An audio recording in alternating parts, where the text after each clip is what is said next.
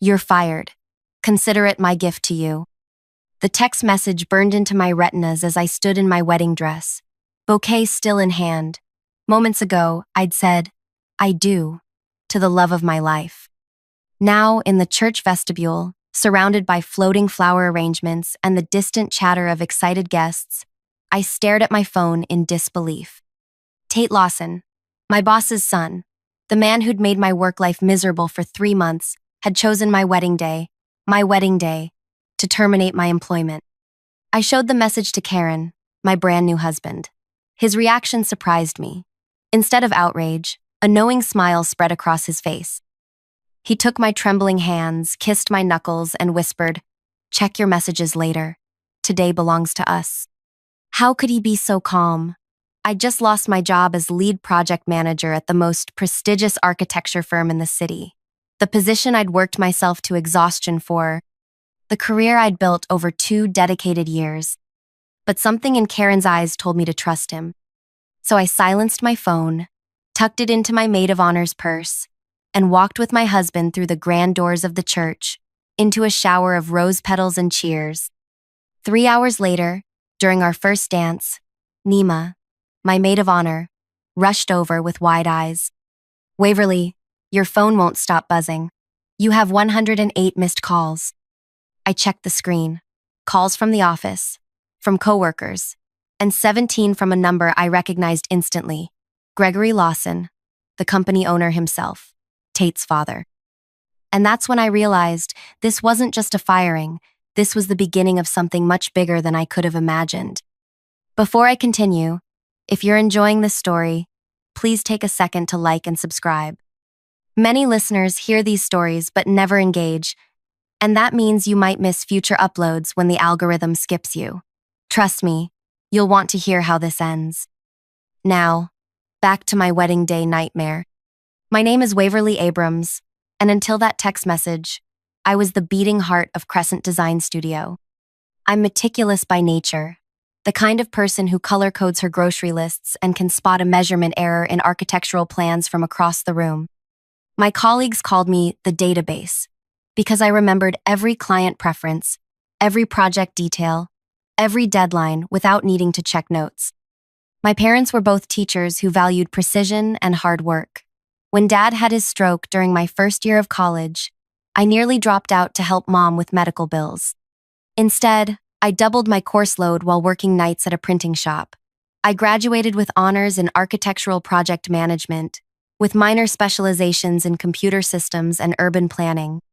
That's how I landed at Crescent 2 years ago. Gregory Lawson, the founder, recognized my unusual combination of architectural knowledge and systems thinking. He hired me to modernize their project management approach.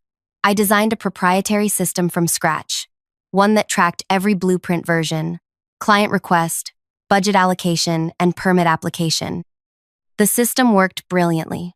Project completion times dropped by 30%. Client satisfaction scores rose. Gregory called me the best investment this company ever made. Then came Tate. At 32, Tate Lawson had bounced between 3 different divisions of his father's company, never finding his footing. He had his father's square jaw and confident stance, but none of his business acumen or people skills. 3 months ago, Gregory announced his semi-retirement and promoted Tate to department director, my direct supervisor.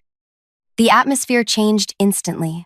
Where Gregory sought my input, Tate excluded me from meetings. Where Gregory praised my innovations publicly, Tate took credit for my ideas. When I scheduled training sessions to document my system for others, Tate canceled them as unnecessary expenses. I met Karen during this time, when I was submitting plans for Crescent's biggest project ever, a downtown revitalization worth millions. He worked at the city's permit office, the calm, thoughtful man behind the counter who actually took time to review submissions thoroughly instead of just rubber stamping them. We connected over blueprint discussions, then coffee breaks, then dinner dates. Karen became my sanctuary from the increasingly hostile work environment. What I didn't know then was that he was noticing concerning patterns in the submissions from Crescent, specifically the ones Tate had handled personally. 2 months into our relationship, Karen proposed. We planned a small wedding on short notice, partly because we were both practical people who didn't need extravagance, and partly because I sensed my position at Crescent was becoming precarious. Tate had been making comments about restructuring and streamlining. I never imagined he'd actually fire me on my wedding day. As the reception continued around me, I excused myself to the bridal suite and listened to Gregory's voicemail. "Waverly, this is Gregory. Call me immediately. Tate had no authority to terminate you. There's been a terrible mistake. We need you. The downtown project submission deadline is Monday, and no one can access your system." 6 more messages followed, each more desperate than the last. In the final one, Gregory's voice had lost its usual confidence. "Waverly, please. The Westside development team is threatening to walk. No one can find the updated renderings. The password Tate thought would work doesn't. We're at a standstill." I sat on the edge of a velvet settee, my wedding dress pooling around me, and felt something unexpected. Power. For 2 years, I'd built a system so intuitive for me that I navigated it without thought, but so complex that no one else could use it without proper training that Tate had repeatedly prevented. I was the only person alive who fully understood every function, every shortcut, every failsafe I'd built in. And now, on what should have been the worst professional day of my life, I held every card. Karen found me there, staring at my phone. He sat beside me, careful not to wrinkle my dress. "I should tell you something," he said quietly. "The plans Tate has been submitting to my department, he's been altering them after the engineering team signs off, removing safety features, substituting cheaper materials, things that would never pass proper inspection." My blood ran cold. "That's not just unethical, it's dangerous." Karen nodded. "I've been documenting everything. I was going to report it next week, but now." I understood then why he'd smiled at the firing text. This wasn't a setback. It was an opportunity, one that removed me from legal liability while simultaneously leaving the company helpless without me. "What should we do?" I asked. Karen smiled. "Nothing. Not today. Today, we dance. Tomorrow, we fly to Belize for our honeymoon. And when we return," he kissed my forehead, "we'll reshape the entire landscape." We returned to the reception, and I danced like a woman without a care in the world. By midnight, I had 212 missed calls. Throughout our honeymoon week, the calls continued. I sent them all to voicemail. Gregory's messages evolved from urgent to desperate to practically begging. On our 3rd day in Belize, while Karen and I were sipping fresh coconut water on the beach, Gregory offered to triple my salary if I'd come back. I deleted the message without responding. 2 days later, he offered partial ownership in the firm. Again, I didn't respond. Karen watched me decline these incredible offers without comment. He understood something fundamental about me. This had never been about money. It was about respect. "You know," he said as we watched the sunset on our final evening in Belize, "there's a vacancy in the consulting team for the city planning department. They need someone who understands architectural submissions from both sides. Someone who could create guidelines for proper protocols." I turned to him, intrigued. "Are you suggesting what I think you're suggesting?" "I'm suggesting you start your own consulting firm, with the city as your first client. They'd pay for your expertise in creating systems that catch exactly the kind of corner-cutting Tate was doing." The idea took root instantly. By the time our plane landed back home, I'd drafted a business plan on my tablet. 3 days later, I registered Precision Protocol Consulting. My phone rang within minutes of the business registration going public. Gregory Lawson. For the first time in 2 weeks, I answered. "Waverly, thank God, we're in crisis. The downtown project is stalled. Clients are walking. Please, name your price." "I'm sorry to hear that, Gregory," I said calmly, "but I'm no longer available for employment. I've started my own consulting firm." "We'll hire your firm then. Whatever you're charging, we'll pay it." I let the silence stretch between us. "My first client is the city planning department, Gregory. I'm designing new verification protocols for building submissions." The sharp intake of breath told me he understood the implications. If I was working with the city to create better verification systems, I would inevitably discover Tate's dangerous alterations, if Karen hadn't already reported them.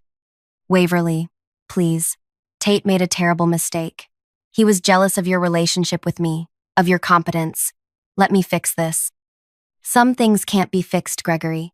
Some bridges, once burned, stay ash. I ended the call and turned to Karen, who had been listening nearby. Is it wrong that felt so good?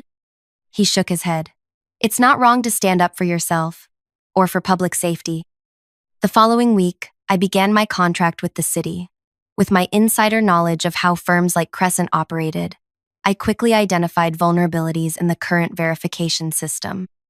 I created new protocols that would catch unauthorized changes to approved plans, especially structural modifications made without engineering review. As part of the process, the city conducted an audit of recent submissions. Predictably, they found numerous violations in Crescent's downtown project plans, specifically in submissions handled by Tate. Load-bearing walls thinned, foundation specifications altered, safety features removed to cut costs. The investigation was swift and damning. The downtown project was permanently halted and reassigned to a competing firm. Tate wasn't just fired, he was blacklisted throughout the industry. His professional license was suspended pending review. Crescent Design Studio lost millions. Their reputation, built over 30 years, crumbled in 30 days. Through industry contacts, I heard that Gregory had suffered a minor heart attack from the stress. Despite everything, that news brought me no pleasure. Gregory had been a good mentor before his blind spot for his son clouded his judgment. My consulting business thrived. Within 6 months, I had contracts with 3 municipal governments and was hiring staff to keep up with demand. Karen received a promotion at the permit office for his ethical stand. We bought our first home, a fixer-upper with good bones and incredible potential, just like our life together. Then, 1 year to the day after my wedding, a thick cream envelope arrived at my office. Inside was a handwritten letter from Gregory Lawson. Dear Waverly, it began. Some debts can never be fully repaid, but acknowledgement is the beginning of atonement. I've spent this year rebuilding what my son and my own negligence destroyed. Tate has completed a professional ethics program and works now in a junior position under strict supervision. He understands the gravity of his actions. Crescent has new leadership and new protocols. We've rehauled every system and every submission process. We are a different company now. I'm writing to ask if you would consider meeting with me. Not to return, I understand that bridge is indeed ash, but to consult on our new systems, to ensure we never fail the public trust again. Whether you accept or decline, please know my respect for you has only grown. You were right to stand your ground, right to protect the public, right to demand better. With sincere regret and admiration, Gregory Lawson. I showed the letter to Karen that evening. What do you think? Should I meet with him? Karen considered it carefully. What would be your purpose in going? Closure? Vindication? Professional curiosity? I pondered his question. All of those, I suppose. And maybe to see if genuine change is possible. Then I think you have your answer. I scheduled the meeting for the following week. When my assistant told me Gregory had requested the meeting take place at Crescent's offices rather than mine, I almost canceled. Returning to that building felt like stepping backward, but curiosity won out. When I arrived, the receptionist, a new face I didn't recognize, greeted me with unusual deference. Miss Abrams, Mr. Lawson is waiting in the main conference room. As I walked through the hallways, I noticed significant changes. New faces, new energy, new systems visible on screens. As I passed workstations, they'd truly started over. The conference room door was open. I stepped in to find not just Gregory but Tate as well, sitting stiffly beside his father. Gregory stood to greet me, but Tate remained seated, eyes fixed on the table. Waverly, thank you for coming. Gregory's handshake was firm, but his face looked aged beyond the single year that had passed. Stress had carved new lines around his eyes. I took a seat across from them. Your letter was unexpected. As was the education of this past year, Gregory replied, but necessary. He glanced at his son. Tate has something to say to you. Tate finally looked up. The arrogant gleam I remembered had vanished from his eyes, replaced by something unfamiliar, humility. or at least its closest approximation. I owe you an apology, he said, voice barely above a whisper. What I did was unprofessional, vindictive, and potentially dangerous to the public. There's no excuse for my behavior. His words sounded rehearsed, but the shame coloring his face appeared genuine. Still, an apology couldn't erase the past. Apology noted, I replied, neither accepting nor rejecting it outright. Gregory cleared his throat. There's more. He slid a folder across the table. This company has been rebuilt from its foundation. New safety protocols, new review processes, new leadership structure. Tate is no longer in management. He's relearning the business properly this time, from the ground up. I opened the folder. Inside was a detailed overview of their new systems, impressively thorough, I had to admit, along with a consultant contract offering a substantial fee for my review and recommendations. We're not asking you to come back, Gregory clarified, just to evaluate our new approach, to ensure we've truly changed. As I scanned the documents, Tate stood suddenly. There's something else. His voice cracked slightly. He left the room, returning moments later with a smaller envelope, which he placed before me with shaking hands. Inside was a check, for exactly the amount of my entire wedding, down to the penny for the last flower arrangement. How did you know this figure? I asked, suspicious. Your wedding planner is my cousin's best friend, Gregory admitted.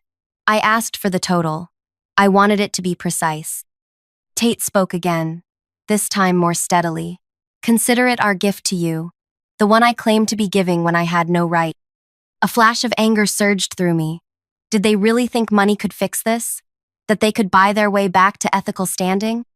Before I could respond, Tate placed a small USB drive beside the check.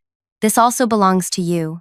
It's the entire project management system you created, with all the passwords and access points. We've managed to recreate basic functionality, but it's never worked properly without you. It's yours to take or delete.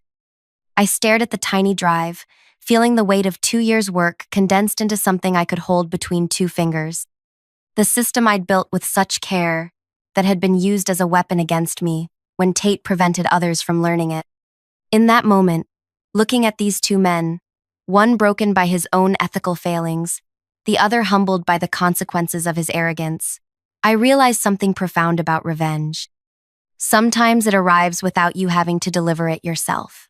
Sometimes the greatest vengeance is simply surviving, thriving, and watching others reckon with the mess they've made. I closed the folder and stood up. I'll review your proposals and get back to you within the week. My fee will be triple your initial offer, paid in advance. My team will need complete access and full transparency. Gregory nodded immediately. Agreed. And one more condition. I looked directly at Tate.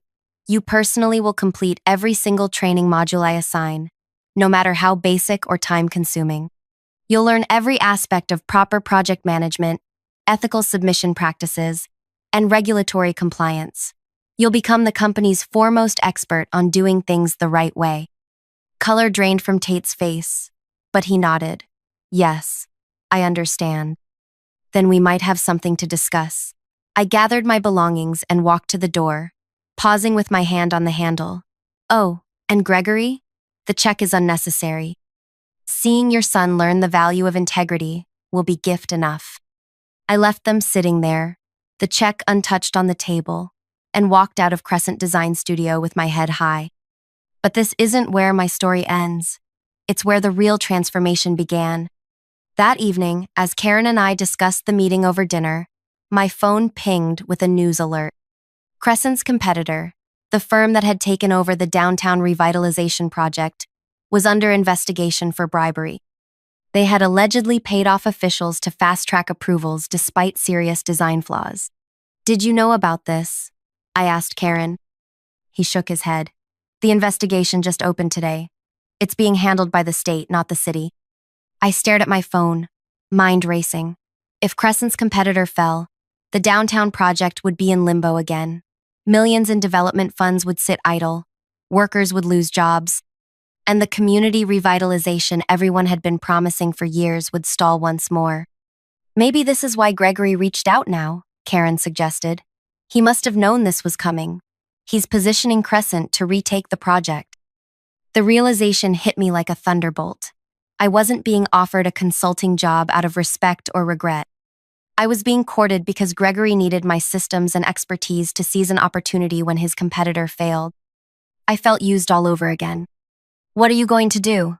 Karen asked, seeing the storm gathering in my expression. I pushed my plate away, appetite gone. "I'm going to sleep on it. This requires careful thought." But sleep eluded me that night. I tossed and turned, replaying the meeting in my mind.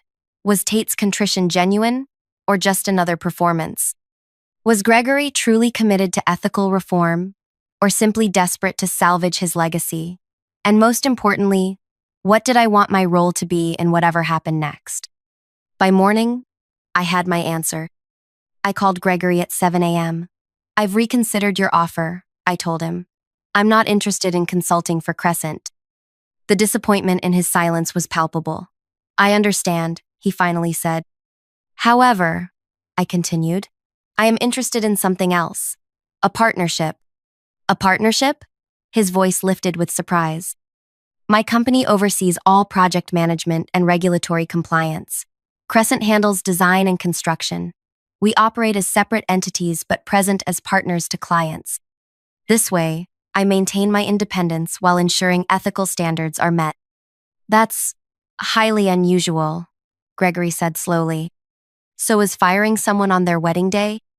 I countered. "I'm not interested in returning to a company where I could be undermined again, but I am interested in seeing that downtown project completed properly. The community deserves that." There was a long pause. "What about Tate? Where does he fit in this arrangement?" "Tate works for you, not me. But any project he touches goes through triple verification by my team. No exceptions." Another pause. "I'll need to discuss this with my board." "You have 24 hours, I replied. "After that, I'll be presenting my own proposal to the city for the downtown project." I ended the call feeling something I hadn't felt in a long time, complete ownership of my future. No longer was I reacting to what had been done to me. I was creating something new, on my terms. 23 hours later, Gregory called back. "The board has approved your proposal, with one addition. They want a 3-year minimum commitment. 2 years, with an option to extend based on performance metrics that we both agree to in advance." I countered. "Done." And just like that, Precision Protocol Consulting had its biggest client yet. When the competitor firm was officially removed from the downtown project 2 weeks later, our newly formed partnership was ready with updated plans, enhanced safety features, and a comprehensive management system that combined the best of my original design with new security protocols. The city awarded us the contract, partly due to our innovative partnership structure that promised both creative design and rigorous compliance verification. The press called it a new model for architectural accountability. Tate was assigned as Junior Project Coordinator, a position 5 levels below his previous role. Every morning, he received a detailed training module from my team. Every evening, he was tested on the material. If he failed, he repeated the module the next day. To my surprise, he never complained. He completed each assignment meticulously, asked thoughtful questions, and gradually began to show genuine understanding of why protocols existed. 3 months into our partnership, I arrived early at the construction site for an inspection and found Tate already there, methodically checking concrete pour specifications against the approved plans. "You don't have to personally verify this," I told him. "That's what the site engineers are for." He straightened up, clipboard in hand. "I know, but I need to understand every aspect from the ground up. That's the only way I'll truly learn." I studied him, searching for signs of the arrogant young man who'd fired me by text. Instead, I saw someone different, someone chastened by failure and genuinely striving to rebuild himself. "Why did you do it?" I asked suddenly. "Why fire me on my wedding day specifically?" Tate flinched but held my gaze. "Because I knew you were right. About everything. The training programs, the safety concerns, the need for better documentation. And I couldn't stand it. Couldn't stand that you'd built something so essential that even my father respected you more than me." So you tried to hurt me at my most vulnerable moment. He nodded, shame evident in his posture. I thought I'd feel powerful. Instead, I watched everything collapse. The system nobody could navigate. The projects nobody could track. My father's face when he realized what I'd done. He swallowed hard. I destroyed in one moment what might have been the best mentorship I could have had. His words hung in the morning air between us, unexpectedly genuine. You can't undo the past, I said finally. But you're right about one thing. I would have been a good mentor. I still could be, if you earn it. Hope flickered across his face. How? By becoming the kind of professional who puts safety and integrity above ego. By learning every aspect of this business properly. By admitting when you don't know something instead of hiding it. I can do that, he said with quiet determination. I will do that. I nodded. Then let's start with these poor specifications. Show me what you've found. For the next hour, I walked him through proper verification procedures, explaining rationales rather than just rules. He absorbed everything with genuine interest, asking intelligent questions that revealed a mind capable of much more than I'd given him credit for. As we finished and others began arriving for the day's work, Tate hesitated, then asked, "Do you think you'll ever truly forgive me?" I considered the question carefully. Forgiveness isn't something you're owed. It's something that might develop over time, through consistent actions rather than apologies. Show me who you're becoming, not who you regret being. He nodded, accepting the challenge without protest. Over the following months, the downtown project progressed ahead of schedule. Our partnership model received national attention, with other municipalities expressing interest in similar arrangements. My consulting firm expanded to 15 employees, while Crescent gradually rebuilt its reputation under the new structure. Gregory, true to his word, kept Tate on a strict learning path. The young man who had once sabotaged training sessions now organized them himself, ensuring every team member understood both the how and why of proper procedures. 6 months into the project, I received an unexpected visit at my office from Raina, my former assistant at Crescent. She'd stayed when I left, and now worked directly with Gregory. He wants to promote Tate, she told me without preamble, to assistant project manager. I raised an eyebrow. And he sent you to test my reaction? She smiled. He sent me to get your honest assessment. Tate has completed all the training modules with perfect scores. His site reports are exemplary. The team actually respects him now. And what do you think? I asked. Raina had always been perceptive about people. I think he's genuinely changed. And I think having responsibility might solidify that change. I leaned back in my chair, considering. Tell Gregory I'll support the promotion with one condition. Tate needs to handle the upcoming community presentation. Alone. Let's see how he does when representing the project to the people it actually affects.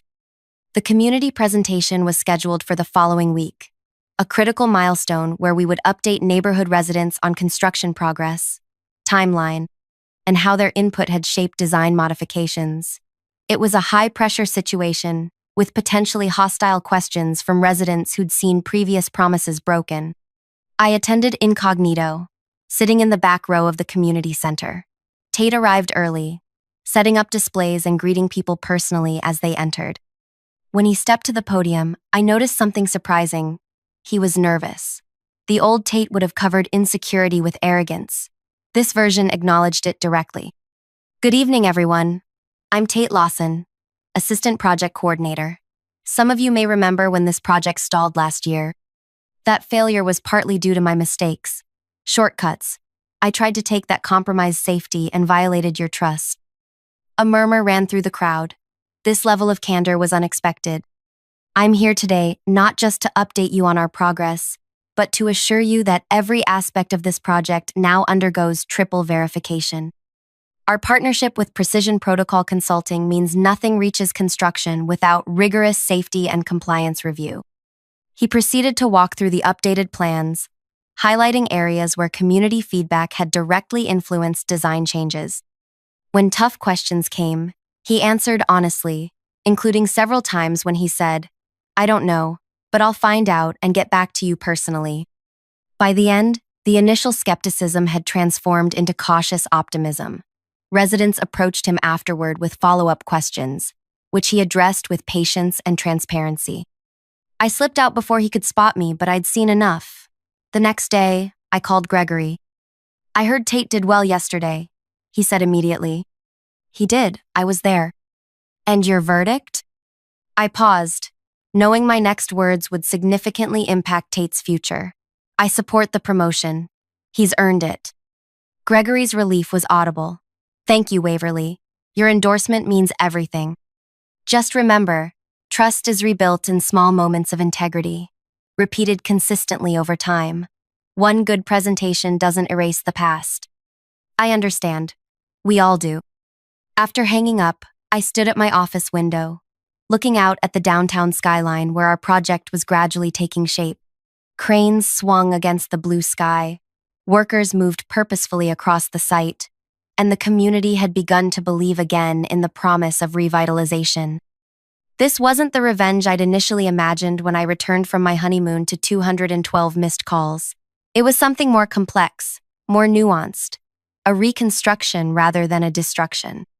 I hadn't ruined Tate or Gregory. I'd helped create a framework where they could become better versions of themselves, while securing my own position of strength. And in doing so, I'd built something far more valuable than a system only I could understand. I'd built a model of accountability that might actually last beyond any single project or person.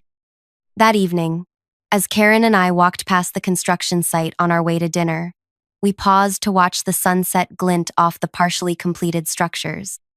"Are you happy with how things turned out?" he asked, squeezing my hand. I considered the question carefully. "I'm satisfied, not because they suffered, but because actual change happened. The company is safer, the buildings are sounder, the community will benefit." "And Tate?" "Tate is." I searched for the right word. "Tate is becoming someone his position deserves. Whether that redemption continues is up to him." Karen nodded thoughtfully. "You know, when I showed you that text message on our wedding day, I never imagined this outcome. I thought you'd want scorched earth." "Maybe I would have, if you hadn't shown me another way." I leaned against his shoulder. "You taught me that sometimes the best revenge isn't about destruction. Sometimes it's about reconstruction, but on your terms, not theirs." He kissed the top of my head. "Speaking of reconstruction, the house renovations are finally done. Should we have Gregory and Tate over for dinner to celebrate?" I laughed at the suggestion. "Let's not push it. Professional respect is one thing. Friendship is quite another." "Fair enough," he conceded with a smile. "One step at a time." One step at a time. That had become my mantra through this entire journey. From the moment I received that text on my wedding day to the partnership that rose from the ashes of my firing, each step had led me not just to survival, but to genuine triumph. The downtown project would be completed under budget and ahead of schedule. My consulting firm would continue to grow, and I would forever be known as the woman who turned a wedding day firing into an industry-changing business model. As Karen and I continued our evening walk, my phone buzzed with a text. It was from Tate. "Thank you for your support on the promotion. I won't let you down." I showed it to Karen, who raised an eyebrow. "Are you going to respond?" I thought for a moment, then typed, "Make sure you don't. Some gifts can't be returned." As I hit send, I realized the text had arrived exactly 1 year to the day after his gift to me on my wedding day. The symmetry wasn't lost on me, nor, I suspected, on him. Some might say I should have crushed Tate completely when I had the chance, that I should have taken Gregory's company apart piece by piece instead of helping rebuild it, that my revenge wasn't vengeful enough. But those people would be missing the point. True power isn't about destruction. It's about having the ability to destroy and choosing a different path. It's about reshaping reality according to your vision, not just reacting to someone else's cruelty. In the end, I didn't just get even. I got ahead, and I did it not by stooping to Tate's level, but by rising so far above it that he would spend years climbing to reach where I now stood. If you've stayed with me through this story, you might be wondering if you could show the same restraint in my position. Could you turn betrayal into opportunity? Could you transform revenge into reformation? It's not an easy path, but sometimes the most satisfying victories aren't about what you destroy, but what you build from the ashes of what tried to destroy you. If this story resonated with you, please take a moment to like, subscribe, and share your thoughts in the comments. Have you ever turned a professional betrayal into an unexpected triumph? I'd love to hear how you transformed your own setbacks into stepping stones. And don't forget to hit that notification bell so you won't miss my next story about navigating the complicated landscape of career, relationships, and the sweet satisfaction of success on your own terms.